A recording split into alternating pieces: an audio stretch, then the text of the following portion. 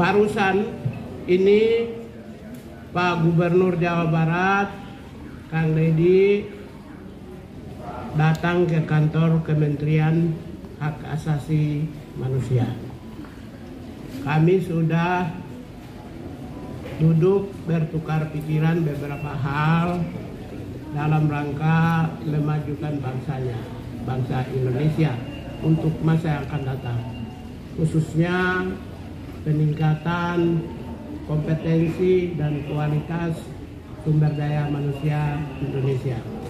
Apa yang kami bicarakan, kami Kementerian Hak Asasi Manusia memberi apresiasi kepada pemerintah Provinsi Jawa Barat, dalam hal ini Gubernur, dengan gagasan-gagasan yang visioner yang memajukan sumber daya manusia yang unggul dalam pendidikan, dalam keterampilan, dan dalam peningkatan kompetensi mental, karakter, dan kualitas serta tanggung jawab.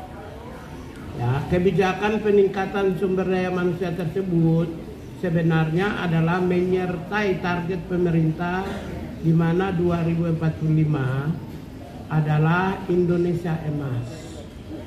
Dalam Indonesia Emas itu kita bagi ada 3 segmen, 3 rentang waktu. Rentang waktu pertama adalah 2025 sampai 2035 itu adalah transformasi bangsa, menyiapkan SDM yang unggul.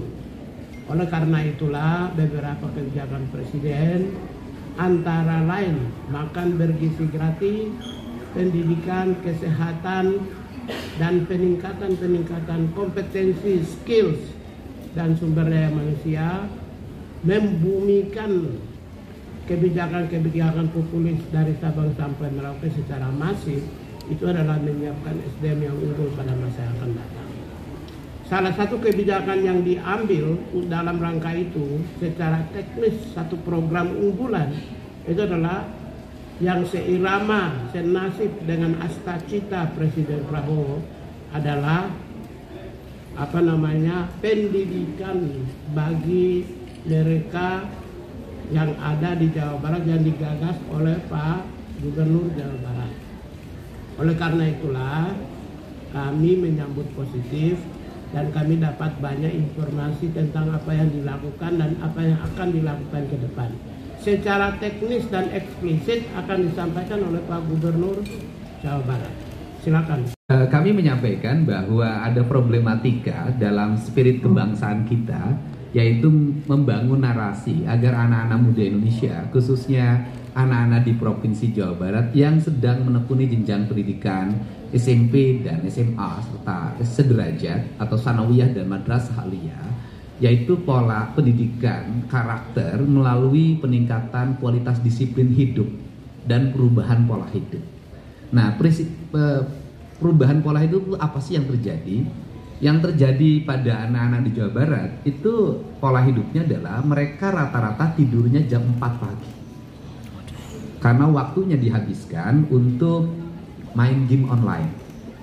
Kemudian berdampak pada mereka tidak bersekolah. Selain berdampak tidak bersekolah, mereka sering terorganisir dan secara sistemik melalui kekuatan media sosial, melakukan pertarungan secara terbuka dan tertutup, melahirkan banyak orang yang terluka, bahkan banyak orang yang meninggal. Kemudian yang berikutnya adalah beredarnya obat-obat yang tidak layak dikonsumsi dari sisi kesehatan, yang dijual secara terbuka sebenarnya, berharga di bawah Rp10.000 dengan 3 butir, istilahnya eksimer dan sejenisnya, serta minuman-minuman yang beredar secara luas yang bisa diakses oleh anak-anak SMP. Nah, ini adalah problem yang harus segera diselesaikan. Nah, problem itu ternyata tidak bisa diselesaikan di internal sekolah melalui pendekatan bimbingan konseling.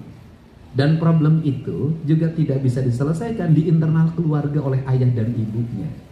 Nah, karena problem ini tidak bisa diselesaikan di sekolah dan di keluarga, serta tidak semua problem itu bisa ditangani lewat peradilan anak, maka harus ada upaya jangka pendek yang bisa dilakukan melalui pola pendidikan disiplin siswa. Dalam kaidah bahasa saya adalah pendidikan bela negara dengan penguatan pendidikan berkarakter.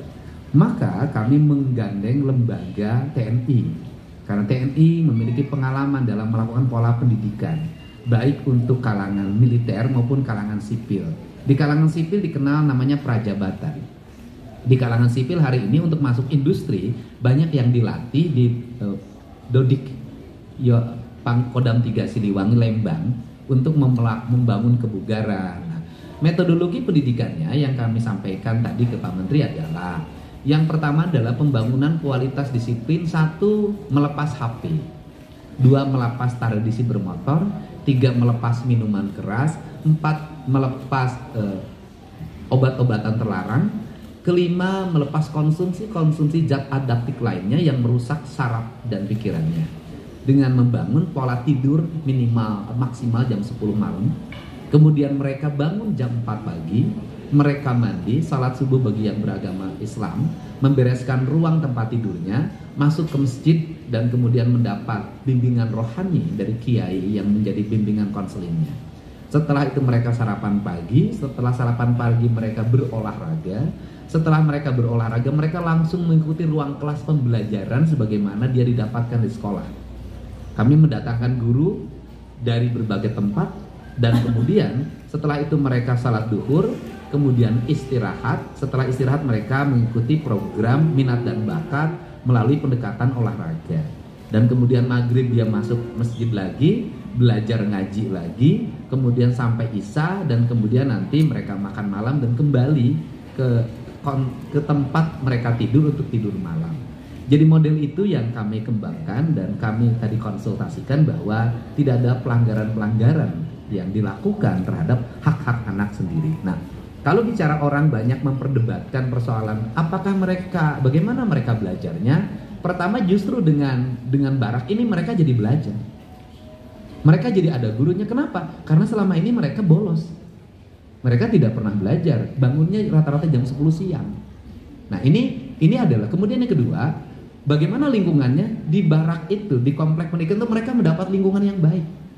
Karena selama ini mereka di lingkungan rumahnya tidak mendapat lingkungan yang baik, di lingkungan sekolahnya tidak mendapat lingkungan yang baik, mereka menjadi anak jalanan. Nah inilah barangkali langkah yang dilakukan oleh kami, pemerintah Provinsi Jawa Barat dan pemerintah kabupaten kota di seluruh Jawa Barat sebagai bagian upaya kami untuk menyongsong generasi Indonesia Emas tahun 2045. Barangkali itu saja. Terima kasih.